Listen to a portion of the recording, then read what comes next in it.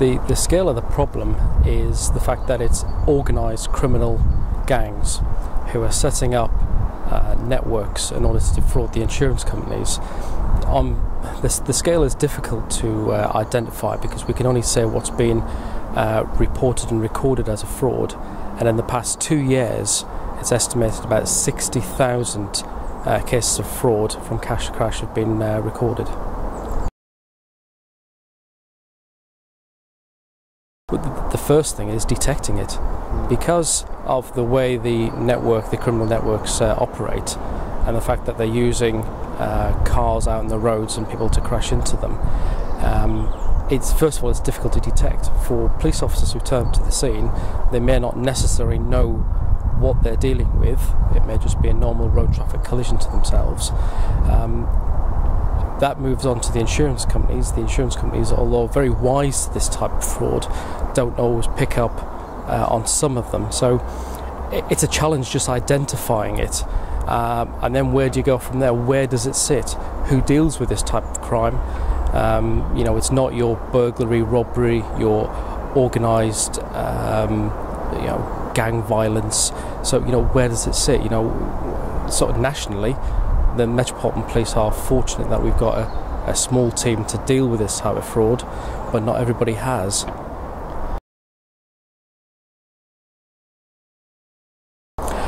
Well, first of all, the team has one inspector, which is myself, 2 detective sergeants and 8 detective constables.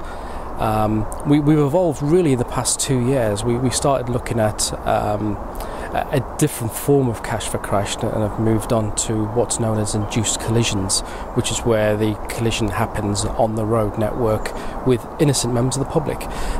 And it's only in the last 2 years that we've been looking at this problem, and from the point of evolving, we've made mistakes. We've identified the best practice of how to deal with these organised criminal gangs, and it's not necessarily dealing with the individual crashes, but it's looking at the enablers.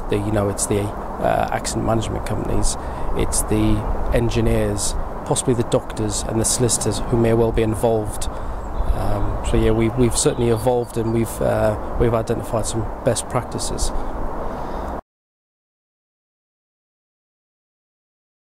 Well, what we've identified is that it costs the insurance industry about 500 million annually. Now, when that's broken down, because it's the people who've got insurance policies have to pay, it's an extra £50 per insurance policy that we all have to pay.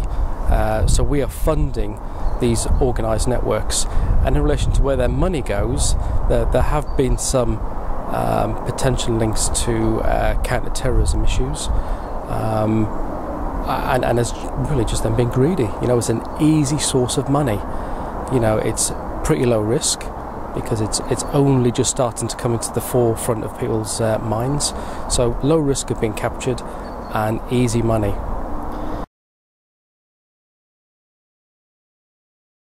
Well, the only thing that the other forces could do is to set up a small team, and I know in the current climate that might be difficult, but that I think is the way forward. Set up a team dedicated to deal with this type of crime.